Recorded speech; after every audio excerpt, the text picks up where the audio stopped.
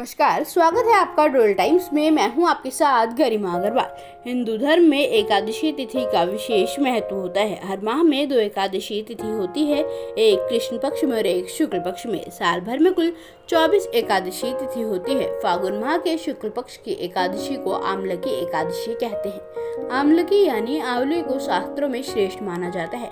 आमलकी एकादशी की महिमा बताते हुए भगवान श्री विष्णु ने कहा कि जो व्यक्ति स्वर्ग तथा मोक्ष की प्राप्ति की कामना रखता है, उनके लिए फागुन मास शुक्ल पक्ष के पुष्य नक्षत्र में आने वाली एकादशी को अत्यंत श्रेष्ठ बताया गया है। इस दिन आंवला पूजन का विशेष महत्व होता है। पौराणिक सूचना के अनुसार विष्णु जी ने जब सृष्टि की रचना के लिए ब्रह्मा को जन्म दिया, उसी समय उन्होंने आंवले के वृक्ष को जन्म दिया। आंवले को भगवान विष्णु ने आदि वृक्ष के रूप में प्रतिष्ठित किया तथा उसके हर अंग में ईश्वर का स्थान बताया गया है। हिंदू कैलेंडर के अनुसार आमलकी एकादशी रविवार 13 मार्च 2022 को 10:21 से आरंभ हो चुकी है, जो कि सोमवार 14 मार्च 2022 को 12:05 तक रहेगी। एकादशी के पूजन का शुभ समय 14 मार्च 2022 को दोपहर 12:07 से 12:54 तक रहेगा।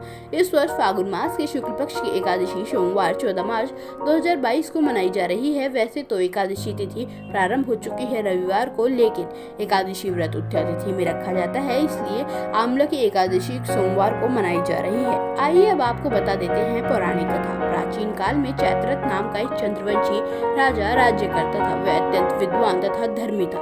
उस नगर में कोई भी व्यक्ति दरिद्र व कंजूस नहीं था। सभी नगरवासी विष्णु भक्त थे और राज्य में सभी लोग एकादशी का व्रत किया करते थे। एक समय फागुन मास के शुक्ल पक्ष की आमलकी एकादशी आई। उस दिन राजा, प्रजा तथा बाल वृद्ध सबने हर्षपूर्वक व्रत किया। राजा अपनी प्रजा के साथ मंदिर में जाकर पूर्ण कुंभ स्थापित करके धूप, दीप, नैवेद्य, पंचरत्न आदि से आंवले का पूजन करने लगा और इस प्रकार स्तुति करने लगा।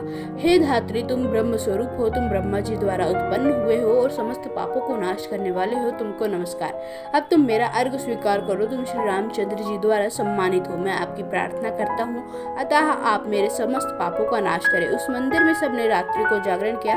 रात के समय वहाँ एक भेलिया आया जो अत्यंत पापी और दुराचारी था। वह अपने कुटुंब का पालन जीव हत्या करके किया करता था। भूख और प्यास से व्याकुल वह भेलिया इस जागरण को देखने के लिए मंदिर के कोने में बैठ गया और विष्णु भगवान तथा एकादशी महात्म्य की कथा सुनने लगा। इस प्रकार अन्य मनुष्य की भांति उसने भी सारी रात जगाकर बिता दी। प्रातःकाल होते ही सब लोग अपने घर चले गए, तो भेलिया भी अपने घर चला गया। घर जाकर उसने भोजन किया। कुछ समय बिताने के पश्चात उस भेलिए की मौत हो गई। मगर उस आमलकी एकादशी के व्रत तथा जागरण से उसने राजा विदुरथ के घर जन्म लिया और उसका नाम वसुरथ रखा गया। युवा होने पर वह एक चतुरांगनी सेना के सहित धन धान्य से युक्त होकर 10,000 ग्रामों का पालन करने लगा। वह तेज में सूर्य के समान, क्रांति में चंद्रमा के समान, वीरता में भगवान विष्णु के समान और क्षमा में पृथ्वी के समान था। वह अत्यंत धार्मिक, सत्यवादी, कर्मवीर और विष्णु भक्त था।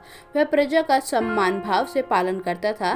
दान देना उसके नित्य कर्तव्य में शामिल था। एक दिन राजा शिकार खेलने के लिए गया। देवयोग से वह मार्ग भूल गया और दिशा ज्ञान न रहने के कारण उसी वन में एक वृक्ष के नीचे सो गया। थोड़ी देर बाद पहाड़ी मलेच्छे वहां पर आए और राजा को अकेले देखकर मारो मारो कहकर उसकी ओर दौड़े।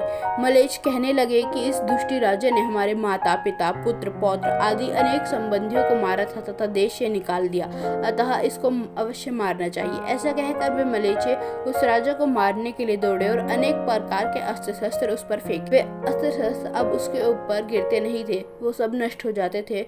उसके ऊपर उनका वार एक फूल के समान होता था। अब उन मलेच्छों के अस्त्र शस्त्र उल्टा उन्हीं पर प्रहार करने लगे, जिससे वे मूर्छित होकर गिरने लगे। उसी समय राजा के शरीर से एक दिव्य स्त्री उत्पन्न हुई। वह स्त्री अत्यंत सुंदर होते हुए भी भ्रिकुटी टेढ़ी थी। उसकी आंखें लाल थी, अग्नि निकल रही थी, जिससे वह दूसरे काल के समान प्रतीत हो रही थी।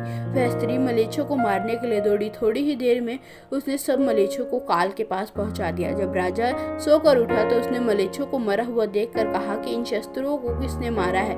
वह इस वन में मेरा कौन हितैषी है? वह ऐसा विचार कर ही रहा था कि आकाशवाणी हुई, हे राजा, इस संसार में भगवान विष्णु के अतिरिक्त कौन तेरी सहायता कर सकता है? इस आकाशवाणी को सुनकर राजा अपने राज्य को गया और और सुखपूर्वक राज्य करने लगा। जो मनुष्य इस आम्लकी एकादशी का व्रत करते हैं वे प्रत्येक कार्य में सफल होते हैं और अंत में विष्णु लोक को जाते हैं। पुष्य नक्षत्र के दिन आने वाली यह एकादशी बहुत ही पुण्यदायी तथा इसका व्रत करने वाले लोगों को जन्म जन्मांतर के सभी पापों से मुक्ति मिलती है। ऐसे आम्लकी एकादशी व्रत की कथा महिमा है। आइए अब आपको बता देते हैं एकादशी के पूजन की विधि। सुबह स्नान आदि से निवृत्त हो जाएं।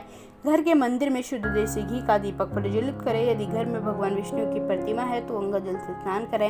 यदि तस्वीर है तो गंगा जल के छींटे मारें। भगवान को तुलसी दल अर्पित करें। इस दिन भगवान का अधिक से अधिक ध्यान करें। एकादशी पर ओम नमो भगवते मंत्र का भी अधिक से अधिक जाप करना चाहिए। हम उम्मीद करते हैं आपको हमारा यह वीडियो पसंद आया होगा। आप हमारे चैनल टोटल टाइम्स को सब्सक्राइब करें, वीडियो को लाइक करें, शेयर करें तथा आप हमसे अन्य सोशल मीडिया प्लेटफॉर्म पर मिल सकते हैं। लिंक डिस्क्रिप्शन बॉक्स में दिया गया है। धन्यवाद।